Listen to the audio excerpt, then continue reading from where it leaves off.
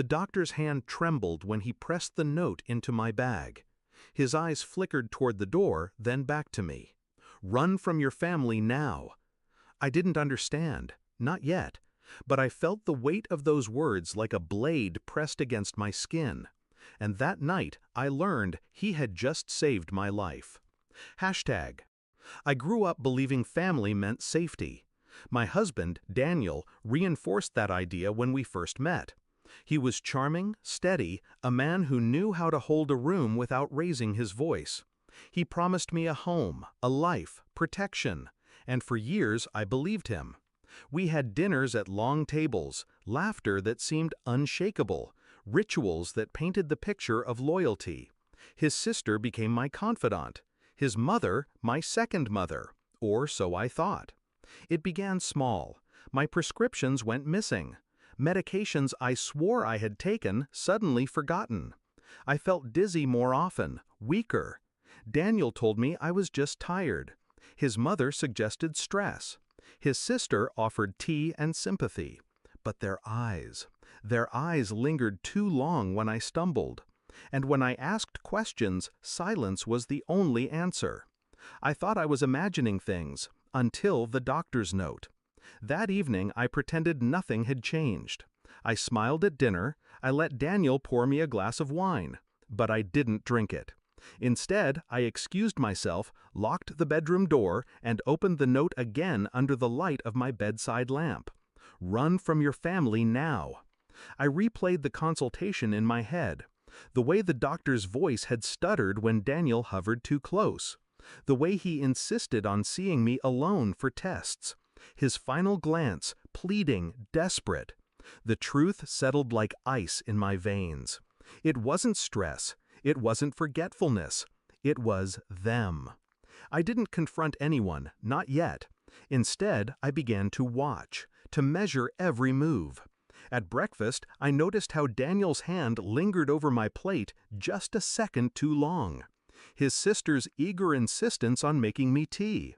His mother's satisfied nod when I grew pale mid-conversation.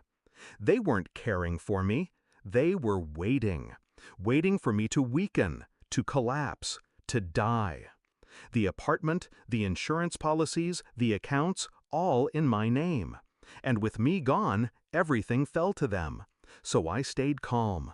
I played the fragile wife, and I planned. The next day I went back to the doctor, alone. I told him I understood. He confirmed it, traces of poison in my blood, too small to kill quickly, but enough to wear me down. I asked him for copies of the reports, evidence. He gave them to me quietly, sliding the papers into an envelope as if it were contraband. That night, I staged my own weakness. I spilled wine on myself at dinner, apologized clumsily, and excused myself early. They smirked when I left the room. While they congratulated themselves, I gathered everything. The medical records, copies of insurance policies, bank documents, my passport. And then I made a final call, to the police and to a lawyer who owed my late father a debt. 2 nights later, I served them dinner, just like always. I smiled, poured their wine, let them toast to family. And when they raised their glasses, the doorbell rang. Uniforms entered first, then detectives, and finally the doctor, summoned as witness. Their faces twisted from confusion to terror as the officers laid out the evidence. The tampered medications, the altered prescriptions, the toxicology reports. Every detail matched. Daniel stammered. His mother wept. His sister denied everything. But the silence in that room was louder than their cries. They knew. I knew. The officers knew. They had tried to kill me slowly, and I had killed their future in one night. As they were led away, Daniel turned to me. His voice cracked. "You set us up." I met his eyes, calm, steady. "No," I said, "you set yourselves up. I just let the truth in." He dropped his gaze. That was the last I saw of him. People think betrayal feels like fire. It doesn't. It feels like drowning in silence while the people you trust hold you under.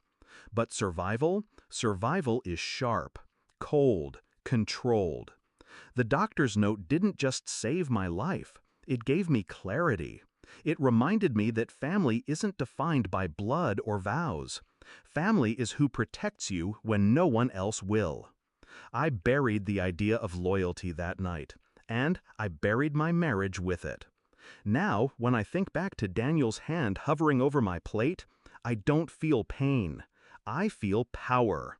Because the one thing they never counted on was that I'd stop playing victim. And once I stopped, their game was over.